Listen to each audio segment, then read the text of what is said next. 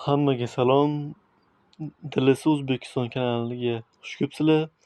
Bugungi videoda biz may oyining jamoasini yig'amiz va Dream Draft tarkibi yig'amiz.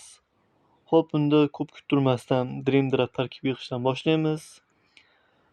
Qaysi bir kuchli yo'q chiqarkin kommentariyaga yozib ketinglar. Albatta Dream Draft yoki may oyining jamoasi. Xo'p, taktik sxema 5-3-2 sxemasi ko'proq yoqadi menga. Xo'p, bizga Rafinha tushmoqda 91 reytingda. Statistikasini ko'rsanglar bo'ladi, juda ham yaxshi. Darvozaga albatta Thibaut Courtois. Hozircha hammasi yaxshi ketmoqda va himoyaga, chap qanot himoyasiga Yoshko Gvardiol, Di Lorenzo 80 reytingda, qolgan o'yinchilar 80 da emas.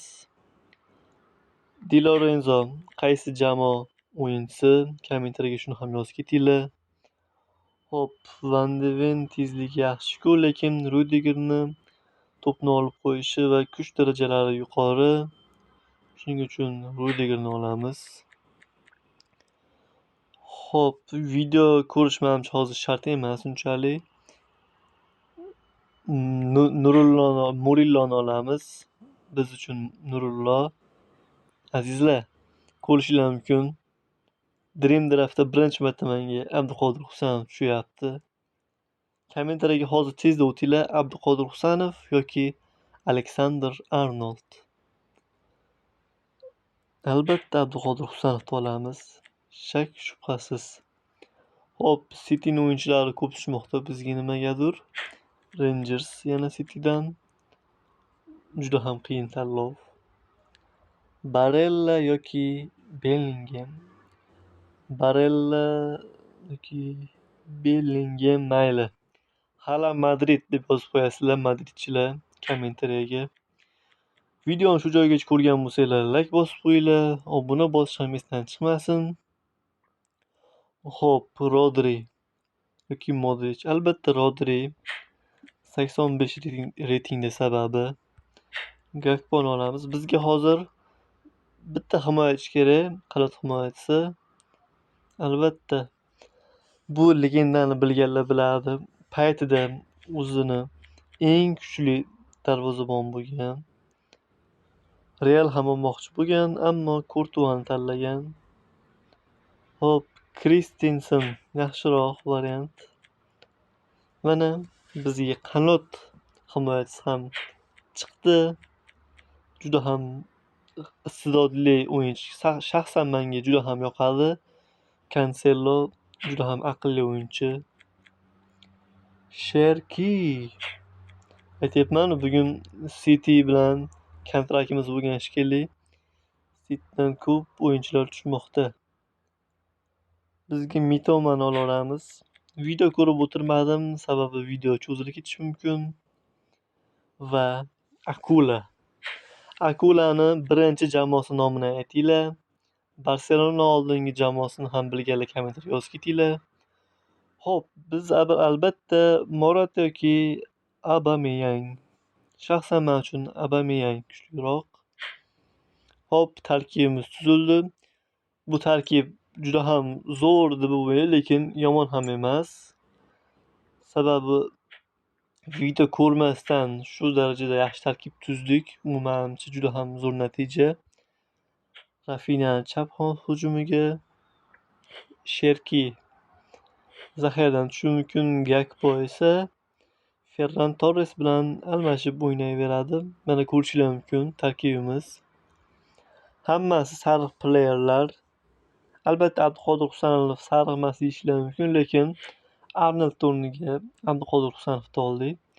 Hop, endi ko'p gapirmasdan may oyiga o'tamiz. Albatta mana shu Dilisi O'zbekiston kanalini poddesh qilish uchun like, obuna bosib ketinglar. O'zbek bo'lsanglar, O'zbekistonni kuchini ko'rsatinglar. Kommentariyaga o'zbeksizlar deb yozib ketinglar.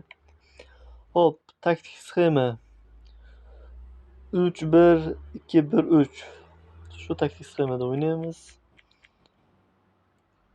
qiyin tanlov, juda ham qiyin. Gabriel yoki Keyn himoyachi kerak bizga. Tем более 87 reytingda. Mayli, Gabriel tanlayman. Nima bo'lsa bo'lar. Keylor Navas. Ming bor uzr, legend. Ammo bizga sariq kartali player kerak. Shuning uchun Upamecano va Rahmani. Hop, Upamecano reytingi ham juda ham zo'r va albatta Upamecano. Qiyin tanlov, qiyin. Hernandesni olamiz. Hop, Timber yoki James. Bu ham juda ham yaxshi ikkilik. Hop, Timberda tezligi yaxshi bo'lgani uchun Timberni tanlayman. Reytingi 82-81 deyarli farq qilmasdi. Joao Neves.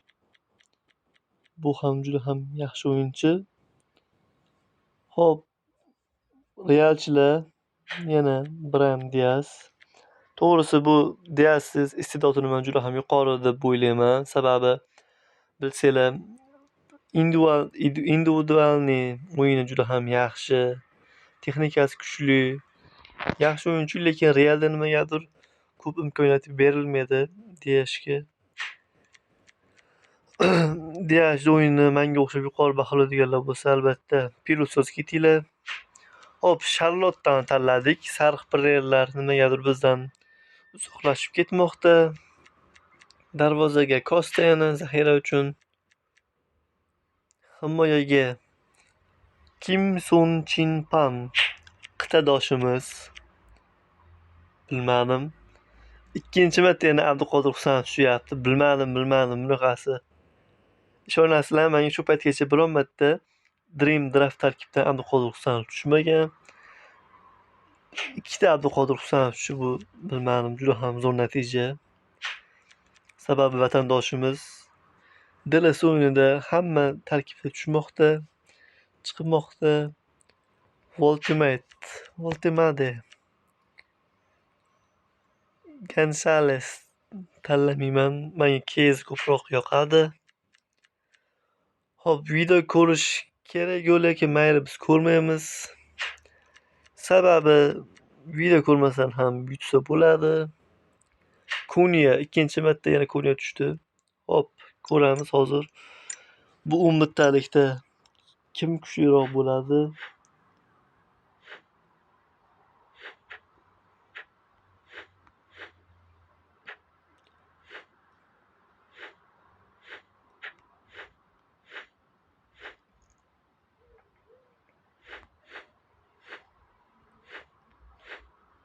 Hop.